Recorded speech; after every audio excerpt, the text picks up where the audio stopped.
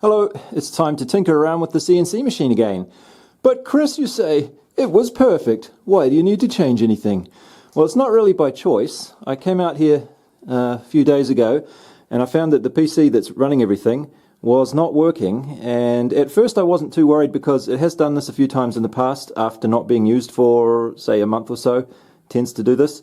And usually what I do is I just get the compressed air and blow all the dust out, maybe use a dry brush to sort of get some of the dust out as well, reseat some of the RAM, pull some plugs out and plug them back in again, and then it starts working. But not this time. It is steadfastly refusing to do anything useful.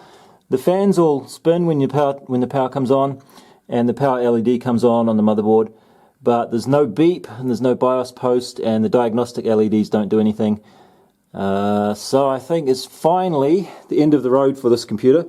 It has served me well. I think I got this in 2010, and I used it as my main PC for doing everything on for quite a while, and I used it as a Hackintosh for about a year as well, which it did a really good job of. So I should be a little bit more respectful to this than I was just before I turned the camera on, because I was cursing it out. But actually, when I think about it, it has done quite well. So what we're going to try and do in this episode is I'm going to try and use my Weenie PRU, which I don't have one here. Hang on, let me get one. So this is what I'm calling the Weenie PRU. I'll put a link in the description where you can see another video where I describe this in a bit more detail, including a little demo of it running something. But basically it's a hardware step generation, sort of a middleware, I guess, middle board. So over here you'd have a RaspberryPi running LinuxCNC, and it communicates with this over the SPI connection here, and then this will generate hardware step and direction pulses, and it also has some optically isolated inputs for limit switches or touch off signals and stuff like that. Over here we have a whole bunch of headers. This is the original one that I made. You can see I've got my bodge wire on there.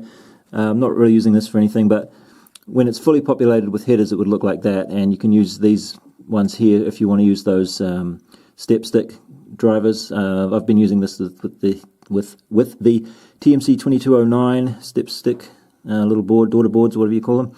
But for what I'm doing at the moment, I'm going to be using this. This is the latest revision of the board. It's pretty much the same as that, but just with a few more conveniences, such as some of these jumpers here you can use to connect some pins that would normally be used for a plain digital output. You can use those for I2C. That's not going to be useful for the CNC machine here, but I wanted that for my pick and place machine where I want to use a vacuum sensor on the I2C bus. And another convenience is just another jumper so that one of these pins can be brought through to here, and then you can use that to control the current, what do you call it, the phase current of the TMC 2209 drivers, for example, and that's running off one of the UARTs. So just a few more conveniences like that. Here's the control panel for the CNC machine with the stepper drivers and power supplies and things. And I've hardly looked in here since I made this thing, because didn't really need to, but now I'm going to have to, probably going to have to take that whole panel out. And another thing I'm going to have to change is this monitor, because that's of the same vintage as the computer, and as such it doesn't have an HDMI input, which is the easiest way to get Raspberry Pi connected to a monitor. It only has DVI and VGA up there, so that's a little bit inconvenient. I do have a spare monitor inside though that does have HDMI, so I think I can just use that. Well, that's really annoying. I thought these things were some kind of a standard. They were supposed to like match up to each other. Like it's exactly the same size, that square, but other than that they didn't even try and make these match up. Okay, I gave up trying to find a nice way to do that, and I just crudely screwed the new one directly like this onto there. Unfortunately though, now this old one I can't really use it because the base of this is like, I welded that onto there. So if I want to use the old monitor for something, I'm going to have to find a way to stand it up on that. And then to stop the keyboard from sliding around on that plastic bit underneath, I even more crudely drill the hole here and there, and that will hold it still. We're not doing things very fancy this time, but I just want to get this thing up and running again. Okay, I removed the control panel from the machine. Here it is in all its glory. You may remember this from previous videos. I spent ages putting all this together. And what we want to do here is basically replace that bit with the Weenie and the Raspberry Pi, and they're joined by this board here in the middle. The reason for this is just so that both of them can be facing up the right way and they'll be easier to screw down. And thankfully there's a pretty nice spot on here. It's just the right size and shape, and this is going to have to go about here, I guess. So the yellow headers there for the stepper connections, step and direction pins, and then down at the bottom we need to power it from USB-C, and then the micro HDMI, they're both here, so that's convenient. The side of the box is about here, so that's going to be a little bit tight for the mouse and keyboard connections, which is just the USB connections there, but I think it should still be okay. And these both need 5 volts. There is a back power solder bridge on there that you can use to power just one of them and have the other one powered as well through this, but I've decided it's probably better to give them their own separate 5-volt supply and you know, bring it to them individually rather than doing that. The other thing that I need to have is a third USB plug in here for this Wi-Fi dongle, but what I'm going to do there is, obviously I want this to be outside the box, so I'm going to turn off the onboard Wi-Fi in the Raspberry Pi and use this with just a USB extension cable. Seems to work quite well. I'm really impressed with these for the like $15 or whatever they were. They're pretty good, and I've already experimented and found that fortunately there are drivers for this in the Raspberry Pi repositories and stuff, so it was really easy to get it working, and it gets a lot better reception than the wimpy little antennas that are on the PCB here as well, so that's good. Okay, I went through all the setup steps for this yesterday, so I know that it works and I know how to do it, but then I realized that I was not doing it with the micro SD card that I actually want to use with the CNC machine for the long term, you know.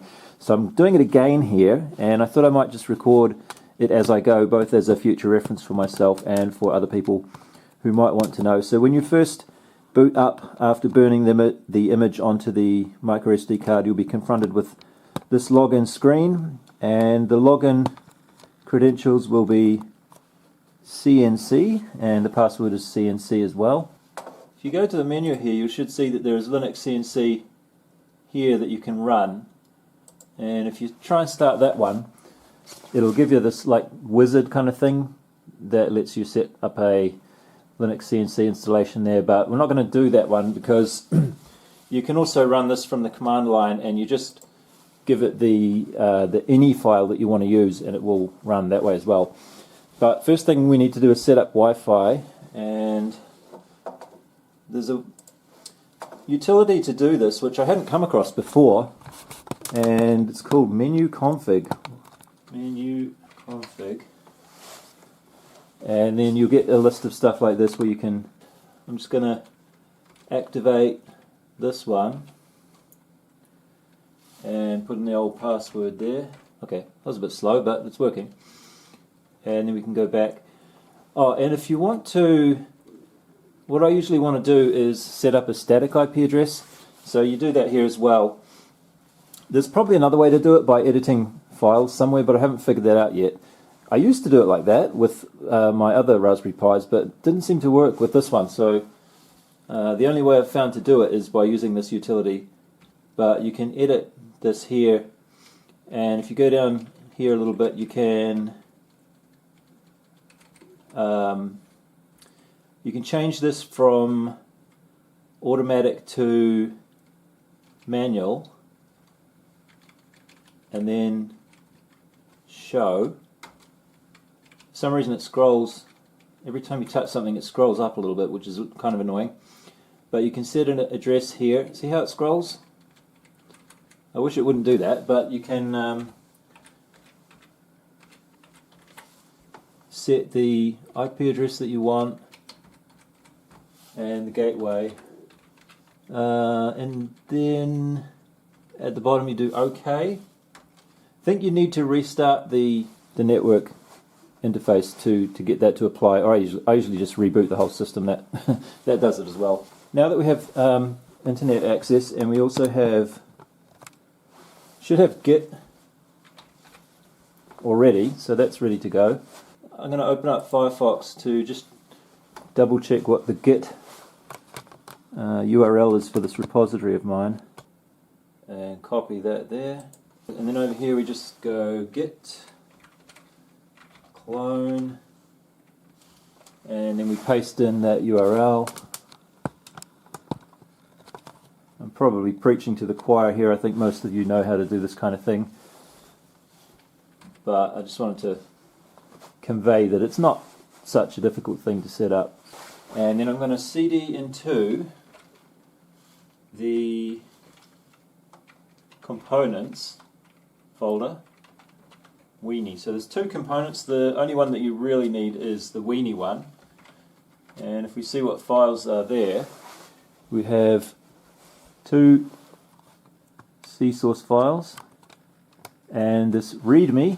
And if we have a look at the README, we'll see it explains for you how to compile the components. So even though LinuxCNC is already installed, you still need this thing to do the SPI communication with the Weenie real-time unit. Copy, paste, run that. So that should say compiling and linking. That's good. And then we go back a couple of levels in this tree, and we CD into the configuration examples, Weenie XYZA. So this is a 4-axis example setup. And then in here we do LinuxCNC, and we pass the ini file. Oh, so that's how you would start it up, LinuxCNC Weenie. Of course, I would normally be doing a screen capture to record this, but because I'm trying to start up a whole operating system that has never been used before, I don't have the screen grab or the screen recording thing installed. That's why I'm fumbling around with my handy cam here. Anyway, that's what you run to start LinuxCNC. And so we'll run that. And with a bit of luck it starts up there. Alright, now the way that the Weenie system works is you connect to it by turning the e-stop off. So that's the red cross in the top left corner there. And you can see also down in the bottom corner of the screen, of the window, it says e-stop, because that's the state that it's currently in. And if I click this button there, that will turn the e-stop off. In other words, it will put the machine into a non-emergency stop state. That does not mean it's on, that just means it's not e-stopped. So then you need to click the next button next to it to turn the machine on and be ready to run. And that's not going to work right now because my Weenie PRU is not powered up. So it's sitting down here on the desk, and I've mounted it on a nice little piece of MDF, and I have a power supply coming in here that I'll need to turn on. So that's just coming through a 5-volt supply into the Weenie on this 5-volt input there. And now everything's connected up and it should be ready to go. And if you have some of these RGB LEDs like that, you can use these to double check, at least with the initial, like the example configuration that I have, we can see those LEDs turning on as well. So I'm just going to click the red cross button on LinuxCNC, and we should see that this green LED comes on, and also the green LED on the Weenie PRU came on there as well. Let me just turn that off and on again so you can maybe see that changing. When you do that, this status here should change from e-stop to off, and the e-stop button should no longer be depressed. Pressed, or depressed, yeah. So then when I click the next one here, that will actually turn the machine on and have it ready to run like that. And you can see that this stuff comes alive now. And then we have on in that corner, and we get another light on the RGB LEDs over there. And then if we should just be able to press play, or let's try jogging first. So with the arrow keys, I'm going to try jogging this thing there. So it's just left and right. Oh, it's a little bit slow, but you can see that moving there maybe. So it's left, right, up, down. And then if I press R, or if I press this play button in the menu there, it should start playing, or it should start running that job like that. And you'll notice that when it's running, these LEDs change a little bit as well, so they've gone blue and yellow for some of them. And then to E-stop, or to stop that job, you can hit the escape key like that, and you'll see the status go back to normal on those LEDs. So everything's running there okay on the computer side. And then just to double check that everything's actually working on these pins that I need to use, I've been using my oscilloscope yesterday, so I have it all set up here ready to check. And what I want to check is that these pins are actually generating the step signals. And the other important one is this PWM one, which I want to use to control the spindle speed. That's the one that I have this connected to at the moment. So we should see that when the job is running, we should see a signal coming out of there. So I'll start the job again.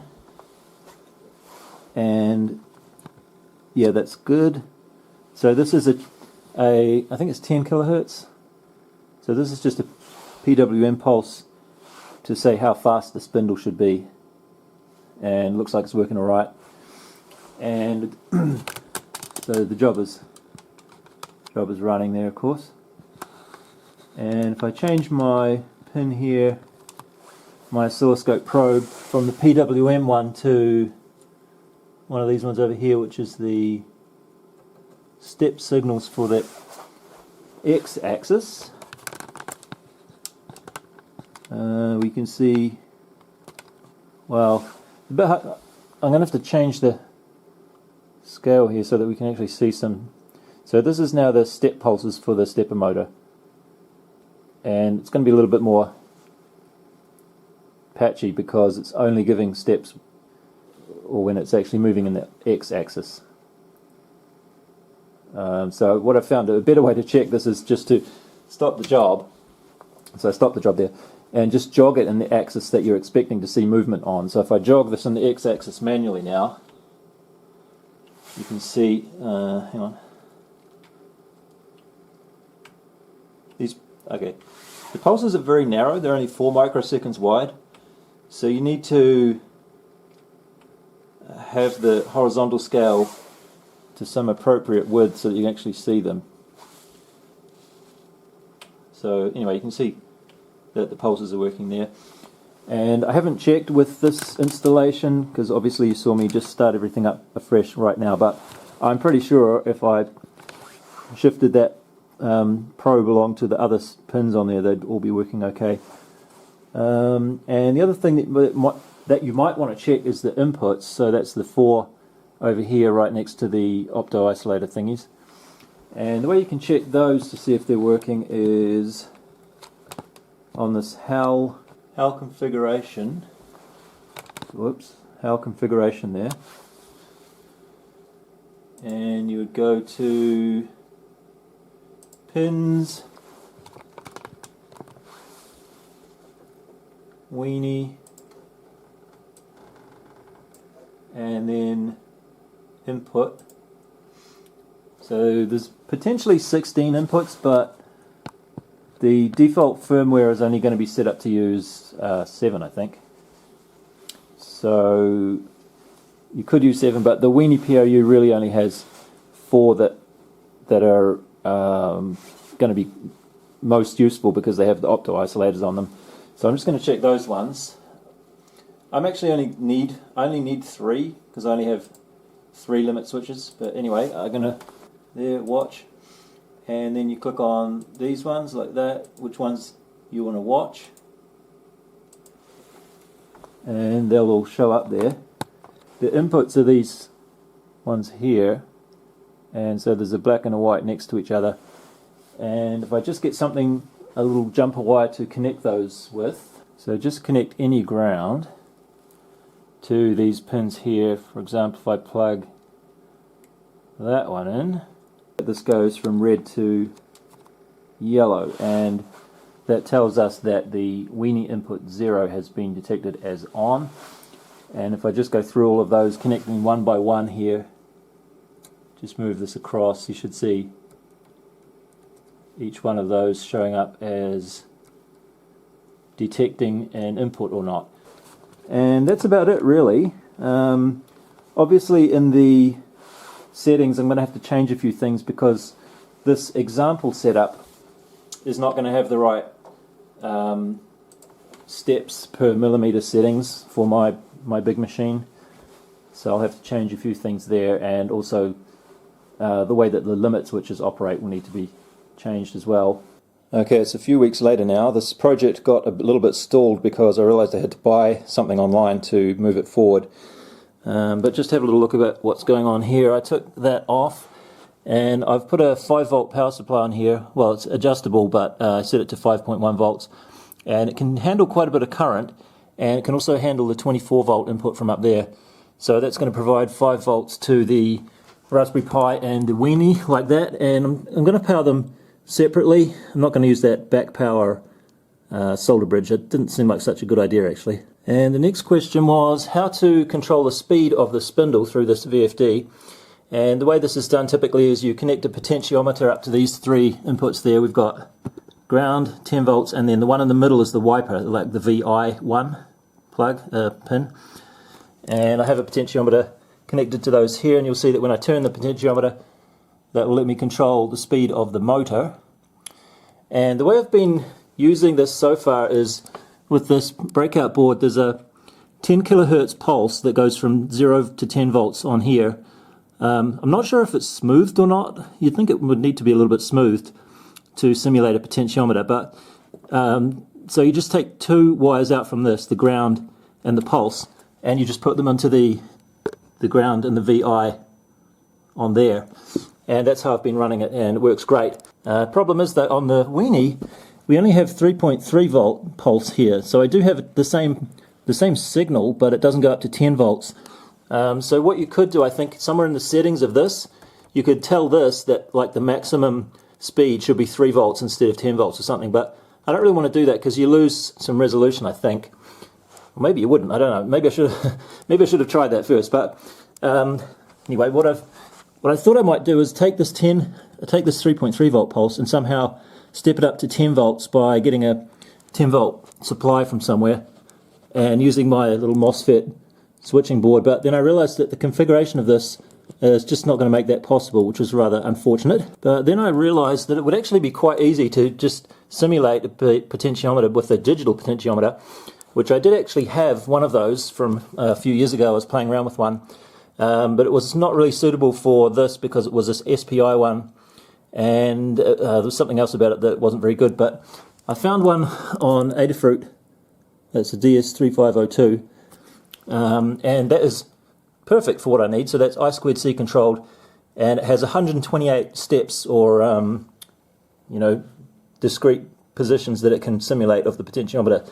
So that's good enough for what I need. So what we're going to do is, I've already added support for the DS3502 to the Weenie firmware, and so on the I2C pins here, I'm just going to take ground, VCC, SCL, and SDA from just there, and they go into 4 pins on the side of that.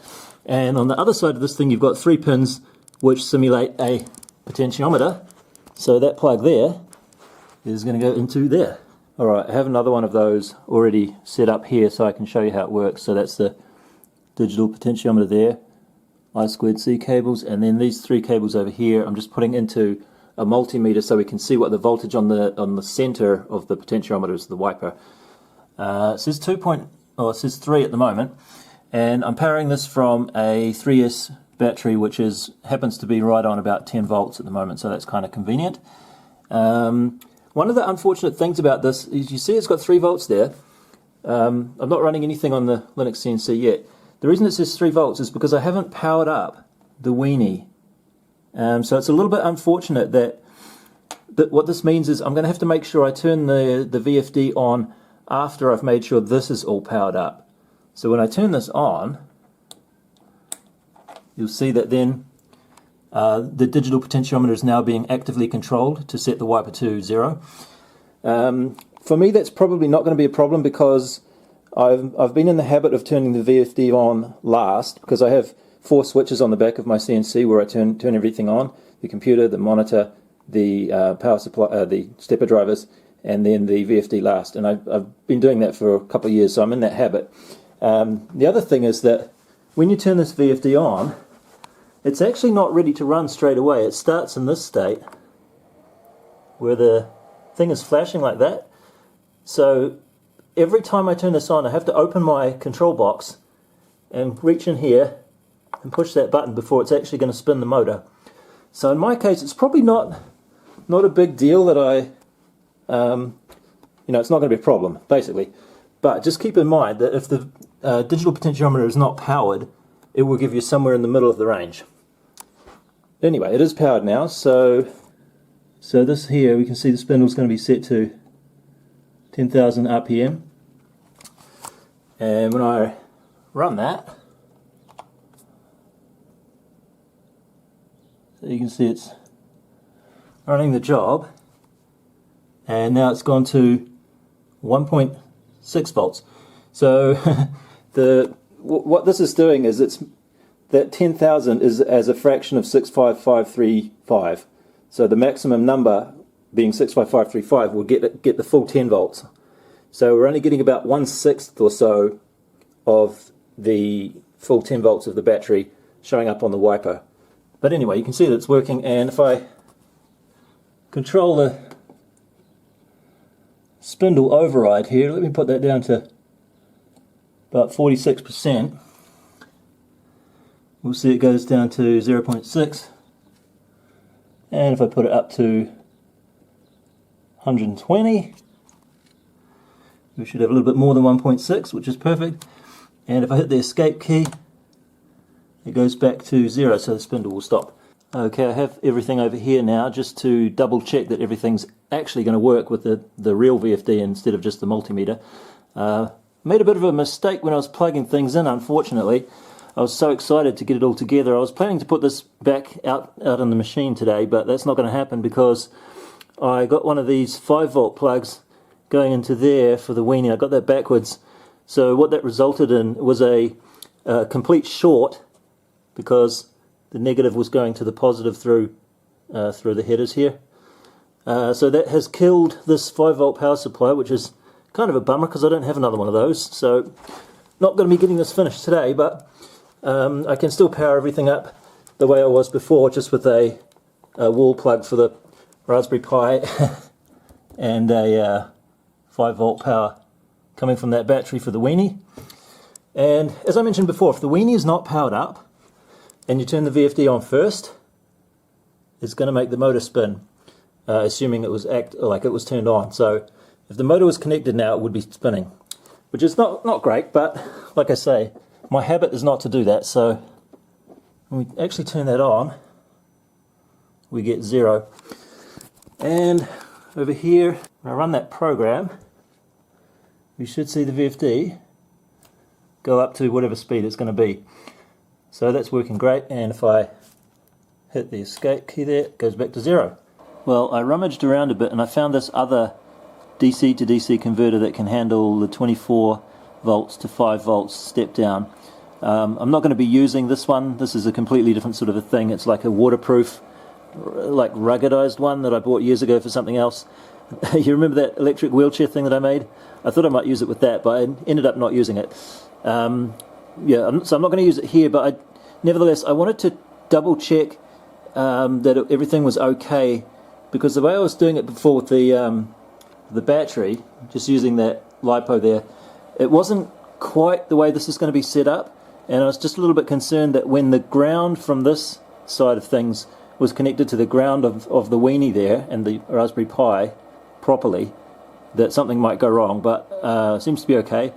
So everything looks good, and in theory, if I wanted to use this one, I could put this back in the machine today and it would work, but I just don't want to do that. So I think I'm just going to wait a little bit more and get some more of these. Okay, I've decided that I will take this back out to the machine and put it all back together today. I'm going to use that 5-volt power supply there just temporarily. It's stuck on the top of there, and I'll change it to the real one when that arrives, because it should be fairly easy to change.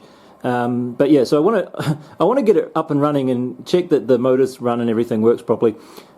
Speaking of which, I connected the step and direction pins to the stepper drivers there, and when I moved it with LinuxCNC, I got an error on a couple of them, but I think it's okay because the motors obviously are not connected, and the error that I was getting, you can tell by how many flashes the LEDs do. It was the sensorless stall detection. But anyway, this reminded me that you can actually get a program for these stepper drivers. They're this lead shine company, and you can get this serial USB converter thingy, and you can plug cable into the stepper drivers, and you can look at the settings like this, which I've never actually done that. Even when I bought these, I had this when I bought the first motor, but I never tried it. So I thought, well, I have it all out here sitting on the floor in the living room, it might be a good idea to check it. And another thing I'm going to do is change the pulse active edge to falling, which according to the manual might be a little bit better, because the direction pulse is supposed to change at least 5 microseconds before the step, which in my firmware it's not. They're going to be approximately the same time, so might be a good idea to at least try and do it the way the manual specifies. And I could also use this to confirm that the LED flashing, telling me that it was the sensorless stall that was the problem. You could also see in here what the errors were, so that just confirmed that it's okay, I think. So it should be good to just take everything back out to the garage, put it all together, and hopefully when the motors are actually connected to the stepper drivers, then that error will not occur.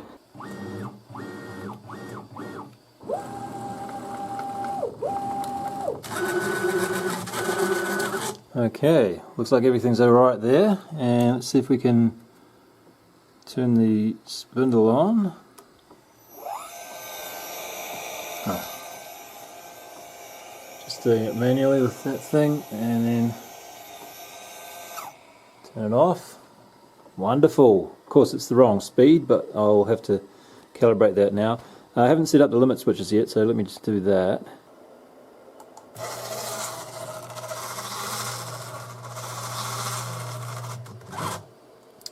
Lovely, that works great.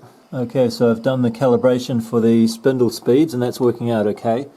The way you do this is just by setting up a list of, like, they call it a curve, so it's like a X to Y mapping like that of what the input and output should be for each of your, well, you just need to set up enough points so that you have a reasonably good coverage of the range like that. So what I've discovered here is a little bit unfortunate. The highest value I can give to the like for the PWM output for the digipot is 65535, but that when I set that to 65535, I only get 18,000 RPM, whereas this spindle should be able to do about 22,000. I rarely ever use it that fast. Maybe occasionally I use a 1mm end mill for cutting carbon fiber, and I use 20,000 RPM, so it'd be nice to do that if I could, but I think 18,000 will be alright. So I'm just going to leave it like that. But anyway, so if we say we want to go 14,000, turn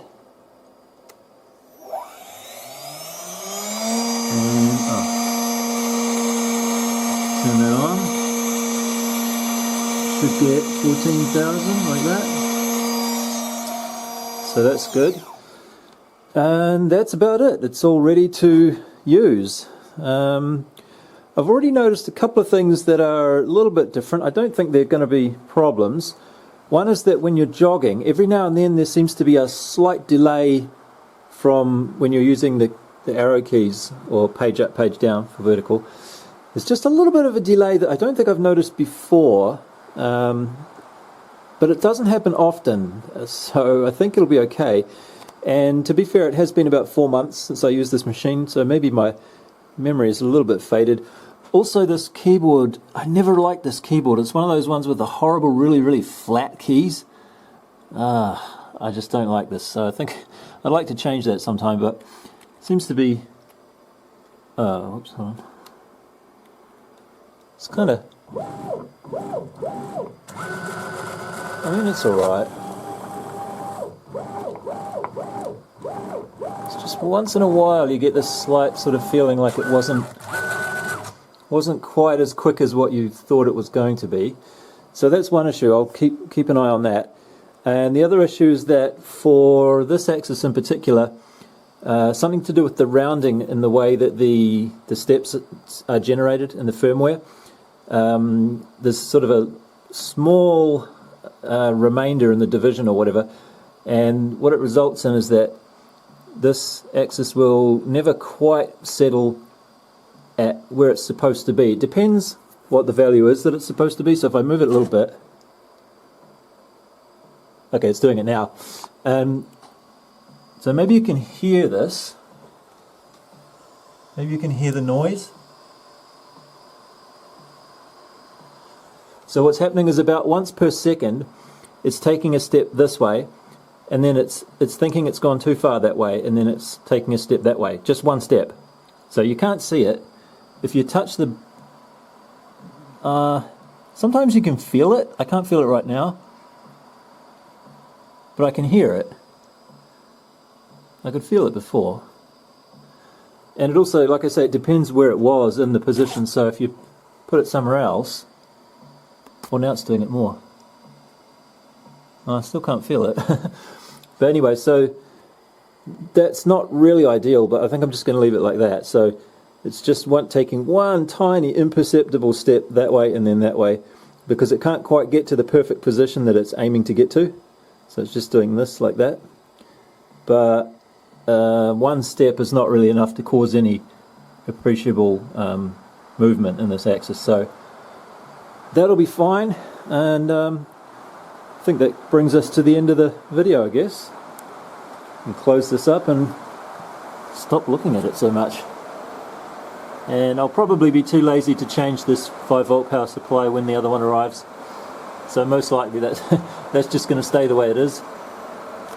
And there we have it. Raspberry Pi and the Weenie working very well together. And it's pouring with rain outside as usual. And I'm just waffling now, so I think I'll close out this video. And thank you for watching. Bye.